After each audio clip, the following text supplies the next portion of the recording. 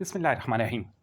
Dear student, आज के lecture में हमने सीखना होगा कि एक क्वाड्रेटिक इक्वेशन को क्वाड्रेटिक फार्मूला के ज़रिए कैसे सॉल्व किया जाता है।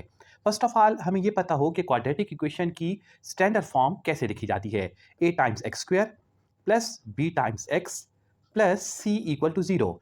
यहाँ पे जो ए है ये एक्स स्क्वायर का कोफिशिएंट रिप्रेजेंट कर रहा है, बी एक्स का कोफिशिएंट रिप्रेजेंट कर रहा है। ये पॉजिटिव नेगेटिव कोई भी वैल्यू हो सकती है ए बी की। और सी यहाँ पे रिप्रेजेंट कर रहा है कांस्टेंट को, ये भी प्लस माइनस दोनों सूत्रों में हो सकता है।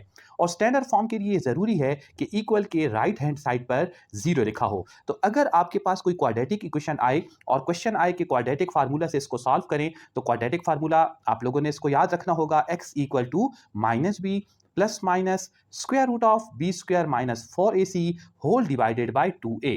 तो आइए स्टार्ट लेते हैं आज के लेक्चर का कि कोई क्वाड्रेटिक इक्वेशन कैसे क्वाड्रेटिक फार्मूला से सॉल्व की जाती है। एग्जांपल के तौर पे मैंने आपके सामने एक इक्वेशन लिखी है जो कि है x square by three minus x by twelve equal to one by twenty four.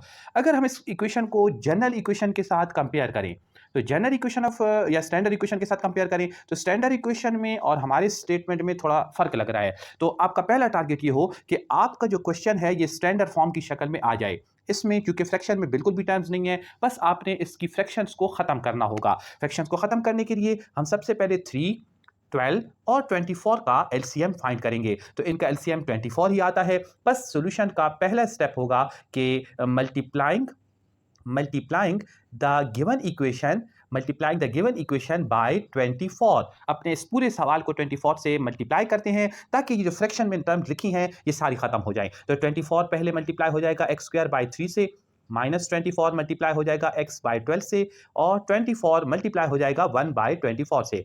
3 24 के साथ कैंसिल होता है, 8 यहाँ पे आ जाएगा 8 एक्स स्क्वायर। 12 24 के साथ कैंसिल होता है 2 से, यहाँ पे आ जाएगा माइनस टू एक्स, और इक्वल के राइट साइड पे 24 24 कैंसिल हो गए और इक्वल के राइट साइड पे क्या आ गया, 1। तो अगर हम वापस स्टैंडर्ड फॉर्म को देखें, तो स्टैंडर्ड फॉर्म में आपने देखा था इक्वल के राइट हैंड साइड पे जीरो लिखा था। और अगर हम अपने सवाल को दोबारा एक बार स्टडी करें, तो इसमें इक्वल के राइट हैंड साइड पे 1 है। बस अपने इस 1 को इक्वल के राइट हैंड साइड से लेफ्ट हैंड साइड पे लाना है ताकि यहाँ पे जीरो बच जाए। तो इक्वेशन बदल जाएगी, x square minus two x minus one equal to zero. अब हमें सिखाया गया है कि स्टैंडर्ड फॉर्म में जो एक्स स्क्वायर का कोफिशिएंट होता है, एक्स स्क्वायर का जो कोफिशिएंट होता है उसको हम ए से रिप्रेजेंट करते हैं, एक्स का जो कोफिशिएंट होता है उसको बी से रिप्रेजेंट करते हैं। यहाँ पे ख्याल रखना है कि ये सिर्फ कोफिशिएंट नहीं लेना बल्कि उसका साइन भी लेना है। तो बी का नंबर माइनस टू हो जाएगा और जो कांस्टेंट टर्म होगी जो साइन समेत सी से रिप्रेजेंट की जाएगी। तो ऐसे हम ए, बी और सी की वैल्यू को फाइंड कर चुके हैं। अब हम क्वाड्रेटिक फार्मूला यूज करते हैं और क्वाड्रेटिक फार्मूला से इसको सॉल्व करेंगे। तो क्वाड्रेटिक फार्मूला एक बार क्वेश्चन में भी लिख लेंगे कि x equal to minus b plus minus whole square root of b square minus four times a c whole divided by two a. अब इसमें एक एक नंबर को अगर हम पुट करें तो माइनस बी की जगह पर माइनस लिखकर, फार्मूले वाला माइनस लिखकर, और फिर ब्रैकेट में लिख लें माइनस टू जो कि बी का नंबर है, प्लस माइनस लिखकर स्क्वायर रूट दोबारा यहाँ पे स्क्वायर रूट लगाएंगे और बी की टर्म को स्क्वायर दे देंगे। तो चूंकि बी का नंबर हम बार बार बता रहे हैं कि माइनस टू इस क्वेश्चन में है, तो माइनस टू को स्क्वायर दे देंगे। माइनस फोर के साथ ए और सी की टर्म को आपस में मल्टीप्लाई करना है। तो ए की जो टर्म थी वो 8 आई थी, 8 को यहां पे पुट कर लेना है, और सी की जो टर्म थी वो माइनस वन आई थी, वो माइनस वन भी यहां पे लिख लेंगे, और होल डिवाइडेड बाय 2 टाइम्स ए, और ए 8 पुट किया जाएगा। अब इसको सॉल्व करना बहुत सिंपल है। तो माइनस और माइनस जब मल्टीप्लाई हो जाएंगे ये हो जाएगा plus two, plus minus square root of minus two का जब हम स्क्वायर लेंगे तो ये आएगा 4। उसके बाद बाहर भी माइनस लगा हुआ है और ब्रैकेट के अंदर भी माइनस है, दो माइनस हैं, आपस में मल्टीप्लाई करेंगे तो प्लस हो जाएगा। 4 8 आर 32, और 32 को जब 1 से मल्टीप्लाई किया जाए तो 32 ही आएगा। डिवाइड में आ गया 16, 2 8 आर, और x का आंसर इस तरीके से फाइंड हो गया। x का आंसर फाइंड हो रहा है plus two plus minus square root of 4 और 32 को आपस में प्लस करते हैं तो ये बनता है 36, और डिवाइड में क्या आ गया, 16। अब चूंकि 36 एक परफेक्ट स्क्वायर है, कभी ये परफेक्ट स्क्वायर आएगा भी और कभी नहीं भी आएगा। इस क्वेश्चन में ये परफेक्ट स्क्वायर आ रहा है, और 36 का जो स्क्वायर रूट होता है वो 6 के इक्वल लिखा जाता है, और फिर इसको डिवाइड कर देंगे 16 पे।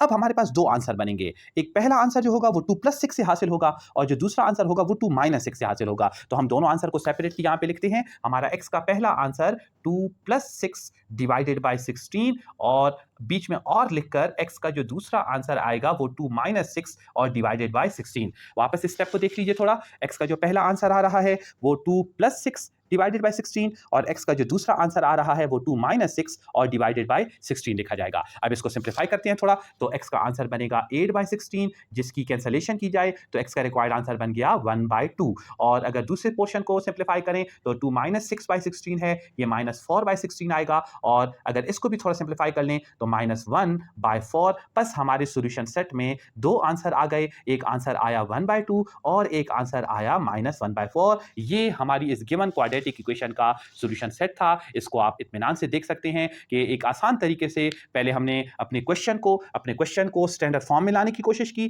जब स्टैंडर्ड फॉर्म में आ चुका, फिर इस पे क्वाड्रेटिक फार्मूला अप्लाई किया और क्वाड्रेटिक फार्मूला अप्लाई करने के बाद जब उसको सॉल्व किया तो सॉल्यूशन सेट में x के दो आंसर फाइंड हो गए। उम्मीद है ये मेथड आपको पसंद आया होगा। अपनी राय हमारे इस चैनल को ज़रूर दीजिए कमेंट सेक्शन में, और हमारे इस चैनल को सब्सक्राइब ज़रूर कीजिए ताकि हम मज़ीद इस तरीके से अच्छी-अच्छी वीडियोज़ जो कोर्स से रिलेटेड होती हैं वो आपके साथ शेयर कर सकें। शुक्रिया।